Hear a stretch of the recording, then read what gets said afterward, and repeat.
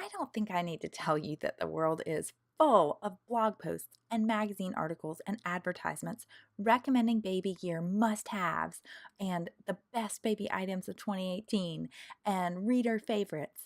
And then there are all the Amazon reviews that pick apart the specs and the features of different brands and models of baby gear. It's overwhelming. Well, this happy, healthy baby gear guide isn't about what's convenient or what's cute or trendy, and I won't spend time picking apart the details of individual products or brands. You see, I'm a pediatric occupational therapist specializing in infant and toddler development, which means that I see all this baby gear through a pretty unique and pretty nerdy lens. I'm Rachel Coley from CanDoKiddo.com, and I created this guide to help you choose and use baby gear wisely and in ways that support, not hinder, your baby's development.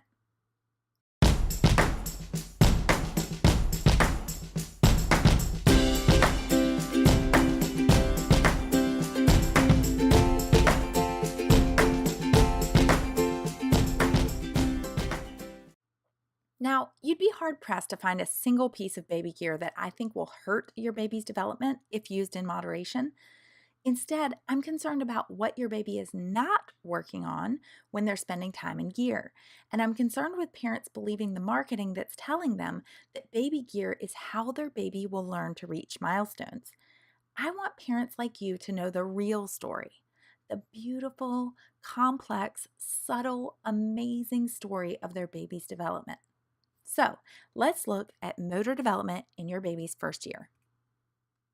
This first year, shown on this timeline from left to right, from birth to about 12 months, is all about your baby developing a relationship with gravity, and that is a lifelong relationship. So let's look at these first few months over on the left.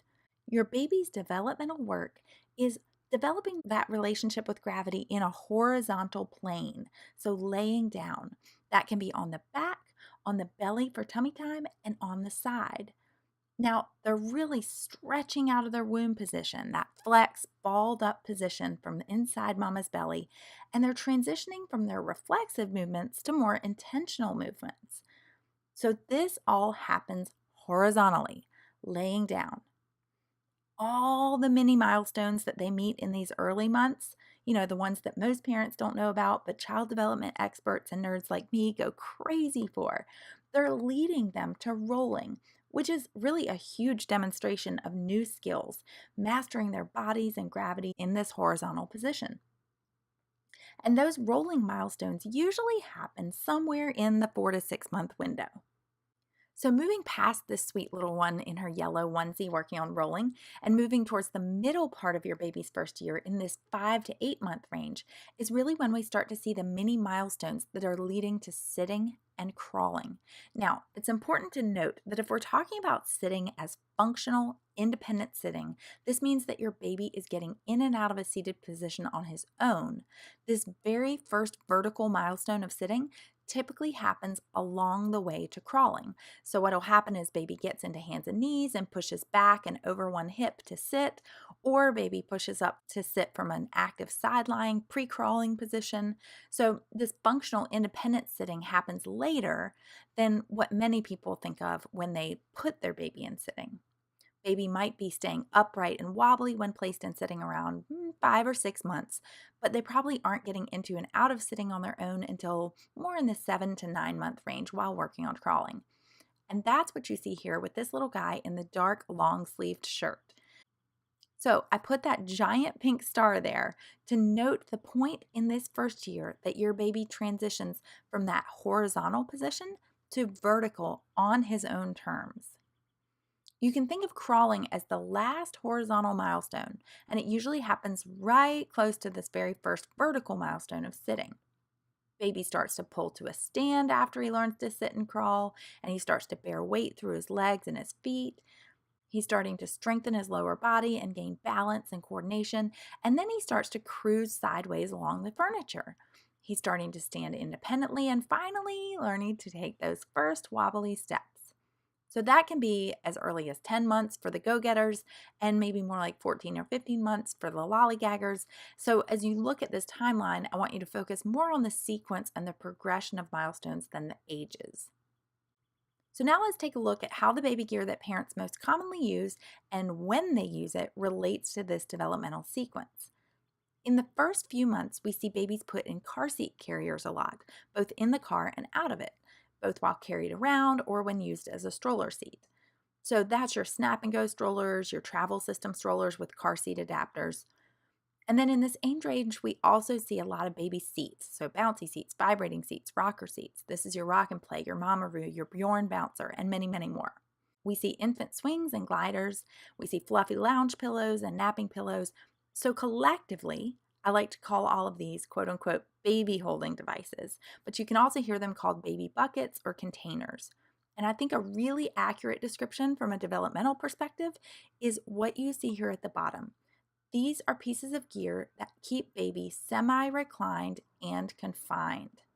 Movement's limited, baby's not flat, not vertical, but somewhere in between. And remember that in our sequence of milestones, there is no developmental work to be done in a semi-reclined position as it relates to gravity. The work of these first few months, remember, is done horizontally.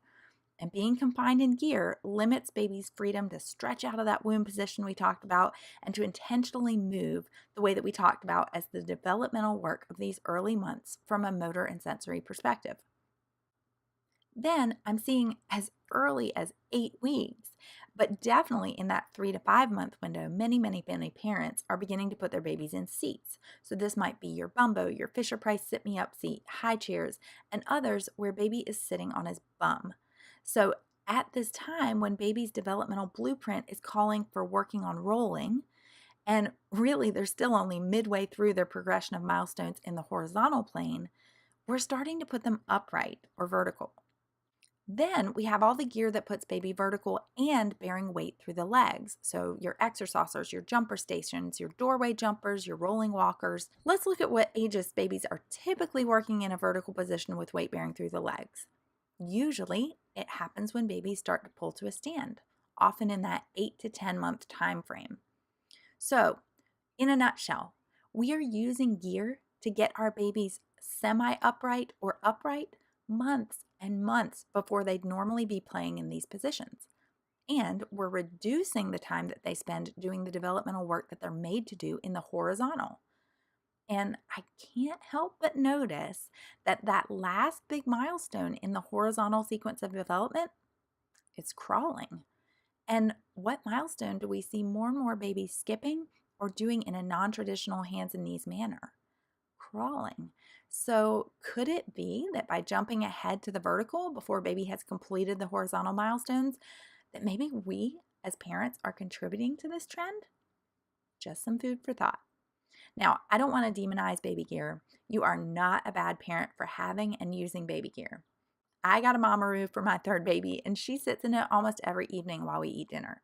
But what I'd like you to do is to use that gear when baby is ready. So in part 2 of this guide, I'm going to share a different timeline of using this very same baby gear that better matches baby's development.